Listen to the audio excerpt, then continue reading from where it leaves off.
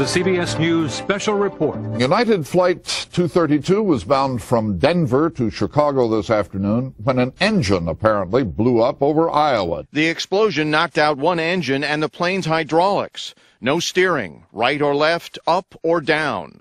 It's almost 100% fatal every time it happens. Fitch, a flight instructor, was a passenger on the plane and volunteered his services. He wound up controlling the aircraft by adjusting its speed on a harrowing 44-minute descent to Sioux City. Yeah, what you want now, I'll help you. I've got 296 lives in my two hands, literally. And it's the most overwhelming feeling I've ever had in my life. And all I had a chance to do is I just looked up and I said, God, help me get this done. Loss number 2 and some hydraulics. Airplane is emergency controllable here. Controllers immediately cleared the airspace. 9232 to center maintain flight level 290. And what will be your intention, sir? Stand by. Seconds later, Center United 232, we're declaring an emergency here. Declaring emergency. And request landing at the nearest suitable airport. by that time Haynes knew he was in danger of crashing. Sir, we need the works. 232, we're just having trouble controlling the airplane right now. Would you like to go to Sioux City? Affirmative. 232 was cleared to Sioux City. The plane got over the runway, but just before touchdown, the right wing dropped. Out of 296 aboard, 189 survived. NBC's Robert Hager has more tonight on this crash investigation. Investigators feel they know why 185 of those on board managed to escape this inescapable inferno. This is the seating plan of a DC-10. Preliminary information indicates those who were killed were in these seats, almost all of them in the front and in the rear, while those who survived were sitting here, mostly in the center section. Investigators theorize that this first fireball was less lethal than it appeared. A flash fire from aviation fuel sprayed outside the plane. It was brief, and much of the wreckage may have skidded clear of it. Investigators believe the deaths occurred because the front and rear sections disintegrated during the crash, while the center section, its structure made sounder by joints with the wings, remained intact. The cockpit broke off as one piece, also intact, and the pilots survived. Investigators credit the quick arrival of rescue workers on the scene.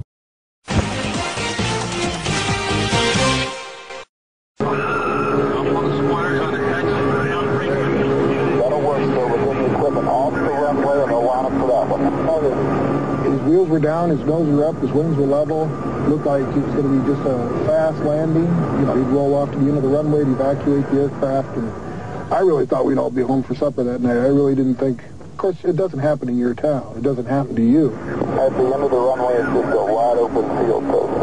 Somewhere around 400 feet above the ground, and we're going so fast, the captain said, pull the power off, meaning let's get rid of some of the speed. And I said, I can't. That's what's holding your wing up. Left turn. Close the road. Close them all. Left turn, close them all. Now I can't pull them off if you'll lose it. That's what's turning you. Okay, all right. I looked down at the captain's vertical speed indicator, and I saw it at 1,800 feet per minute, which was intolerable. We couldn't hit that hard. And in a desperate effort, I firewalled both the engines, shut both the throttles up to full power, and the time factor wasn't there for us. Okay, back out. Left throttle, left.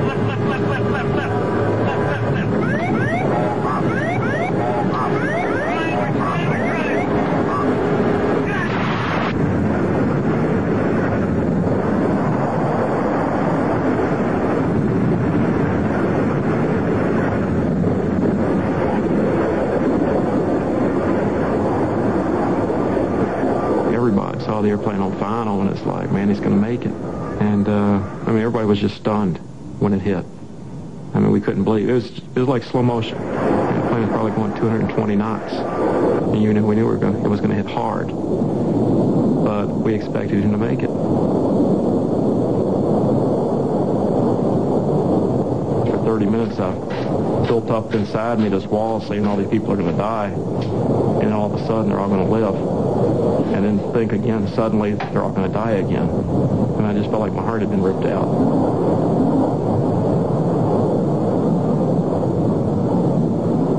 We just dropped dropped out of the sky and hit the ground. I mean, it felt like we slammed into the earth. And immediately, I mean, within seconds after the initial impact, I saw flames, I saw smoke, I saw people still strapped in their chairs being thrown around in the cabins, people thrown out of their chairs being thrown around the cabin. And, I mean, within a few seconds, there was a lot of chaos, there was a lot of destruction, and there was probably some death immediately upon that impact.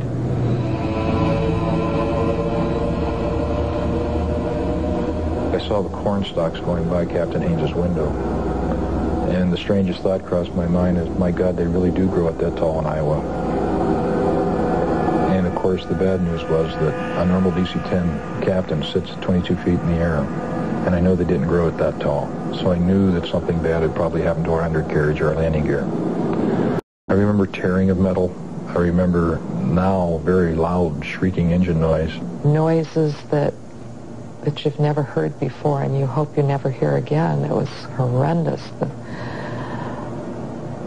These strange, shrieking noises.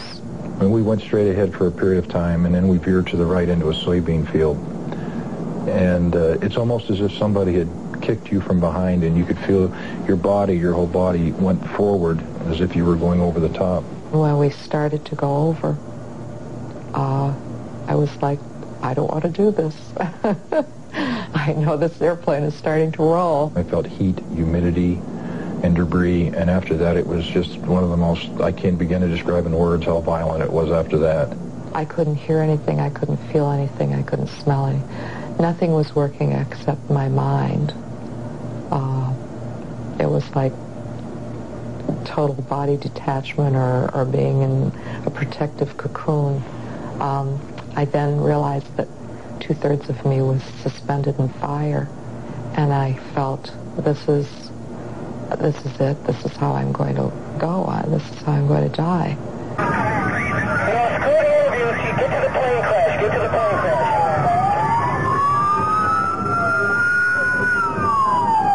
I'll never forget the first survivor I saw was this little kid, maybe 10, 12 years old, and then there was this woman wearing a dress. And they were both kind of laying on the field, and then they set up. They'd been tossed out of the aircraft, and they set up, and they got up, and they started walking to me. And my first reaction was, didn't somebody tell these people that this airplane was going to crash? I thought these were people out here on the airfield for some kind of a field day or a field trip or something. Because as you watched the airplane crash, you couldn't imagine that anybody lived from that crash. So I thought these people were hit by debris. I couldn't believe it. And then behind them, more people began to set up, and then the reality set in that, yeah, these are people from the aircraft that are actually survived this event, you know, and most of them in need of medical care. But still, to this day, it's amazing that anybody survived that crash. I can hear static. Well, Dave, there's lots of people running around out here. We're not sure how many passengers as of yet were on the plane. 111 die, while 185 survive.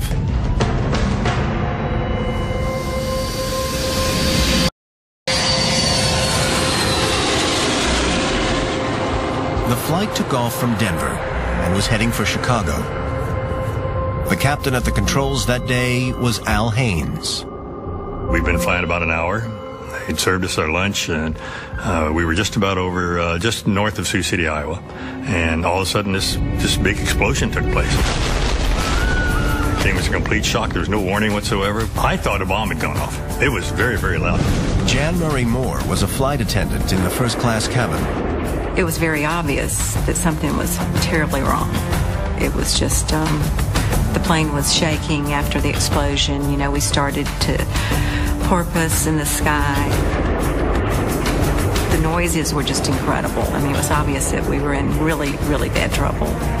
A freak mechanical failure caused the loss of the plane's entire hydraulic system, crucial to the steering of the aircraft. The pilots were left with almost no working controls. By sheer luck, a senior DC-10 training pilot was a passenger on board. Denny Fitch was riding in first class, and I was working in first class. And so I went to him, and I kneeled down very quietly, and I told him, I said, we've lost all hydraulics. And so I said, would you go back up front, ask the captain if there's anything I can do to assist him. I'm a DC-10 training check airman. Well, of course, as soon as we heard he was back there, he's an instructor. He's very familiar with all the procedures and all the... Get him up here right now.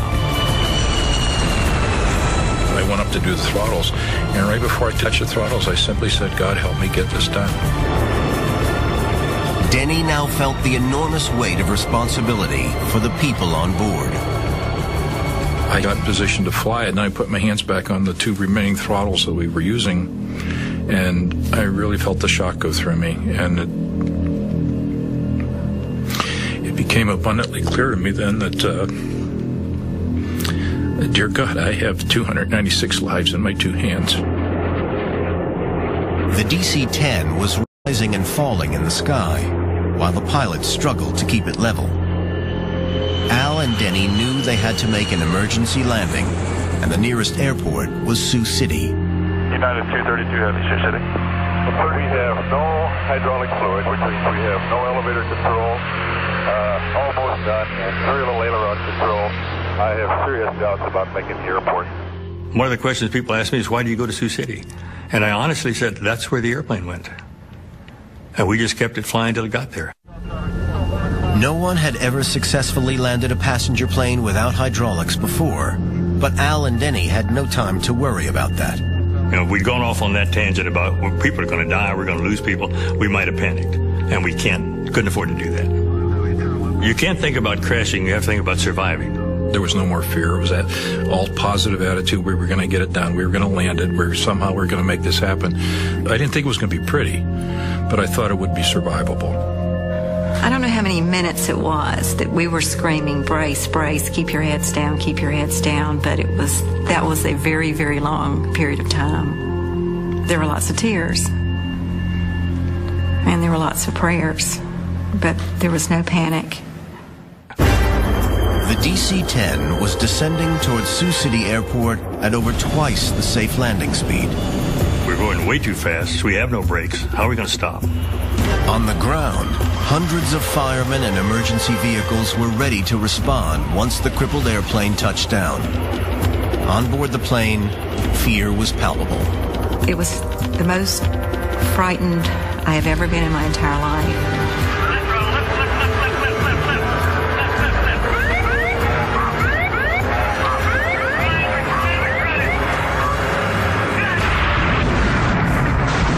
Very hard. It was rapid, it was fast, it was violent.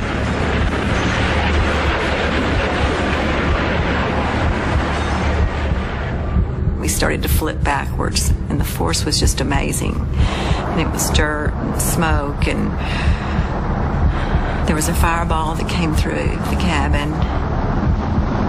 I can't begin to put into words what the sounds of the middle, the tearing, the acceleration loads. And like a pencil, we just snapped off, and the cockpit became a 200-mile-an-hour ball rolling. And the rest of the fuselage went on its back and slid into a cornfield on fire with people in it.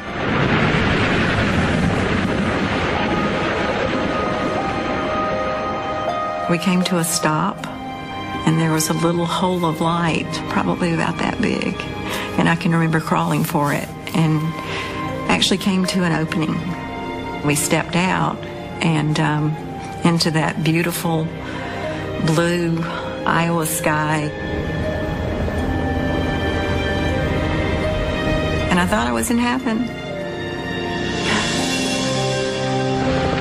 Miraculously, 185 people on board survived the crash. Al Haynes had lost consciousness, and when he awoke in the hospital, he had no idea of what he had been through. TV came on, and here's a picture of the airplane approaching the runway and hitting the runway. And I thought, I asked my wife who that was.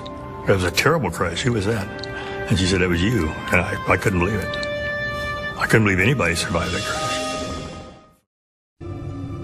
There was this terrible sounds, tearing of metal, G-loads. There's yaw to the right. Simultaneous with that change of direction was this sensation that something was like drop kicking your backside. You could feel yourself coming up and over, head over heels. We ended up in 4 distinct pieces. We landed with the right wing down. The wing ruptured open, and 11,000 pounds of kerosene came out and started on fire. The wing that dipped on landing, that was the wing that was always going down? The right wing, yeah. The damn thing always wanted to go down. The engine itself was totally demolished by the impact because it smashed into the ground once the gear fell. The tail broke off and tumbled down the runway at 200 plus miles an hour with people in it. The airplane was in a cartwheeling motion because the engine on the left wing is now running at maximum power, like a pinwheel. It's just causing the airplane to rotate because the engine's pushing it around. When the tail broke off, the airplane is much heavier forward, so the airplane is now coming up in the air like a seesaw that somebody got off. The cockpit is getting pointed straight to the earth, and we skip like a pogo stick. The first skip, when I saw the windshield go dark brown and green and I still felt the air conditioning, we were still integral to the aircraft. The stress caused the cockpit to break off like a pencil tip. The main wreckage slammed on its back and slid into a cornfield across an active runway, burning there. Debris everywhere. What seemed like an eternity was in fact 30 minutes before we were found. Our engineer, Dudley DeVork, was able to get his hand up through some wreckage, and somehow he drew attention to somebody driving by. The guy said, "What is this?" "It's the cockpit. There's 4 of us in here." The Air National Guard brought a forklift truck with chains and tried to lift it so that the fire rescue people could climb underneath and cut us out of our seats and get us out of there. The cockpit had become so dismembered that it was basically a pile of trash. Whenever they lifted us with chains, it compacted us in tighter. We'd scream in pain because it just made it worse, so they'd put you back down and then try to rearrange chains. I felt a hand just tap me on the chest. "Don't worry, buddy, I got you. You're going to be fine. We got you." And salvation.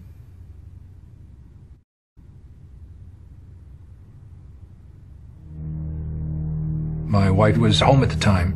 She's been married to me from the day I started pilot training in the Air Force. Whenever an airplane crash happened anywhere in the world, she would get a phone call from our friends, and the question always was, "Where's Denny?"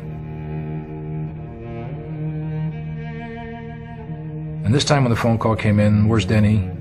she said, "Well, hopefully he's on his way home from Denver." Our friend said, "Oh dear God, Gina, a United DC-10 from Denver to Chicago has just crashed in Sioux City. It's on CNN." And she dropped to her knees in tears. We had friends gather, and basically it was a death watch at the house. And a phone call came in 4.5 hours later from the chaplain at Sioux City. And they said, "Well, he's in intensive care." No, there's got to be some mistake. We were told he had a broken arm and skinned up. That's true, he has all those injuries, but we almost lost him last night, and he's not out of the woods yet. And I was on the morphine, and it has a lucid quality. Whenever it wears off, you're lucid for a moment before the next input. She looked at me, and I opened my eyes, and I saw her looking back at me, and she said, "Hi, I'm here. I love you. We can do this. Not you can do this, you poor slob. We can do this." The soulmate of mine was not going to let me go down. I said, "Honey, I need to know 2 things." And she said, "What is it?" And I said, "Did I make the runway?" Because our salvation was at that runway. I had to get this airplane on that runway. That's where the emergency people were. That's where the response capability was. That's where the trained personnel were. It meant everything to me. That runway was absolutely critical. And she said, "Yes, you made the runway." And with that knowledge, I had hope that even though as beat up as I was, that everybody else was okay. And my next question was just that, is everybody else okay? And she realized I didn't know the truth. And she started to cry, and I had my answer. And I cried for 3 days, every waking moment.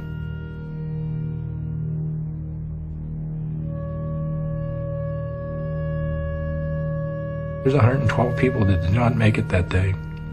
Some of them I knew, some I didn't. And I would have traded gladly my life for theirs, because I had the responsibility in my eyes.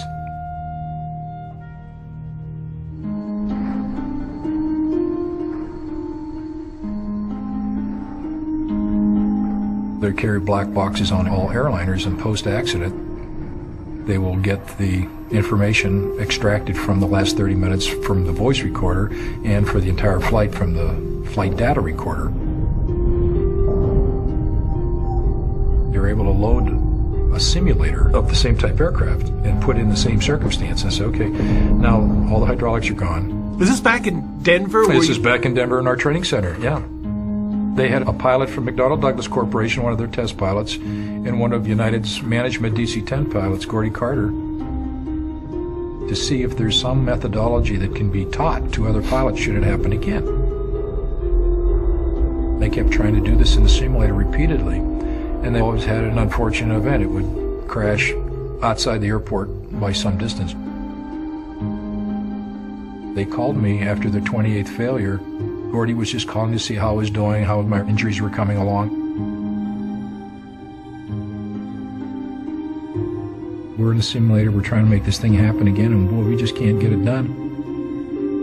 And they shared with me their technique, and I said, no, try this, do it this way, this way, this way, this way. You have to be more proactive, more responsive.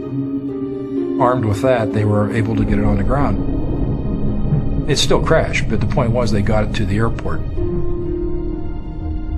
He said, you know, we had 29 opportunities. You only had one. I didn't make a mistake. I didn't do anything wrong. None of us did.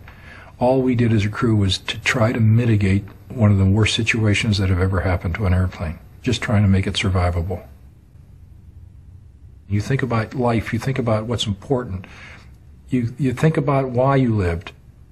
If that could happen like that, where do you want to be when it does, if it does? I guarantee you that if you ever find a moment in time where you think your end is near, you will think of the people you love.